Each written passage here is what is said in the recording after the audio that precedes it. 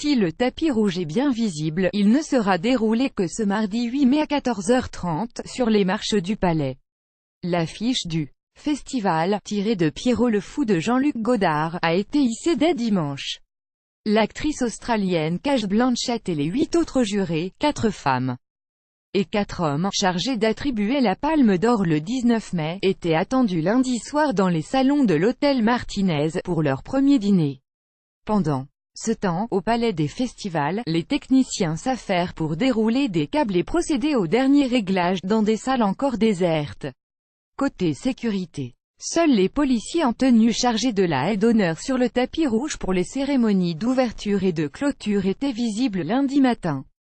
En pleine répétition, le tunnel à rayons X pour scanner les bagages volumineux et les portiques de sécurité destinés à filtrer le public seront eux installés mardi matin. Les paparazzis amateurs et autres chasseurs d'autographes sont eux déjà à pied d'œuvre, avec leurs escabeaux, armes suprêmes pour mitrailler Penélope Cruz ou Javier Bardem, les 2 premières stars attendues mardi soir pour le film d'ouverture, Todos lo saben, Everybody Knows, de l'Iranien Asghar Farhadi.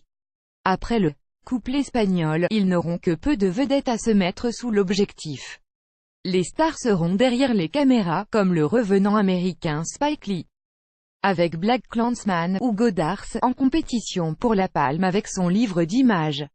50 ans après le festival de mai 68 qu'il avait contribué à interrompre définitivement. Mais en cette année marquée par l'absence du producteur hollywoodien Harvey Weinstein, paria depuis les révélations du New York Times et du New Yorker et les témoignages d'une centaine de femmes, dont une quinzaine qui l'accusent de viol, la star pourrait bien être dans le jury.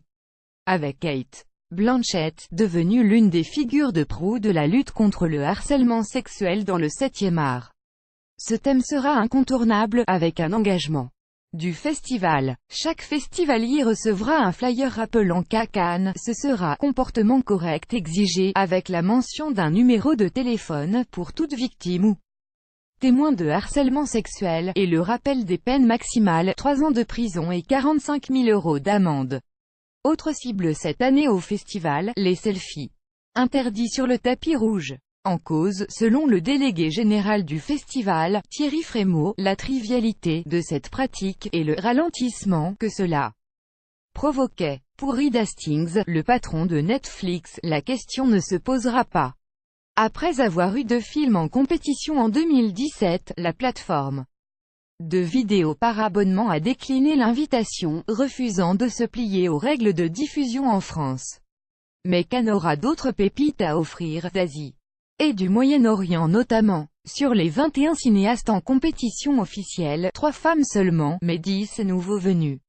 Parmi eux, l'Iranien Jafar Panahi et le Russe Kirill Serebrennikov, interdits de voyage par leur pays. Qui succédera à The Square, du Suédois Ruben Östlund? Réponse samedi 19 mai au soir.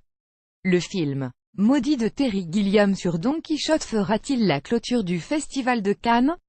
L'affaire a été débattue pendant plus de 3 heures hier lundi, dans un tribunal parisien et le juge rendra sa décision demain mercredi.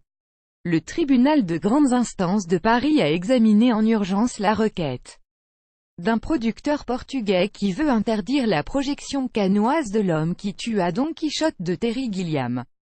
Depuis plusieurs mois, un conflit porté sur le terrain judiciaire oppose l'ex-Monty Python à Paulo Branco, qui lui a acheté les droits du film en avril 2016, avant que Gilliam décide de résilier le contrat. L'homme qui tua Don Quichotte, adaptation très libre du classique de Cervantes, a failli ne jamais voir le jour.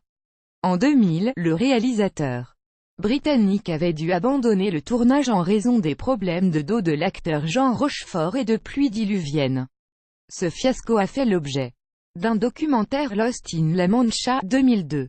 Au fil des ans, Gilliam a tenté de ressusciter son projet avec différents acteurs mais a échoué faute de financement. Il a fini par le tourner avec Jonathan Pryce et Adam Drive.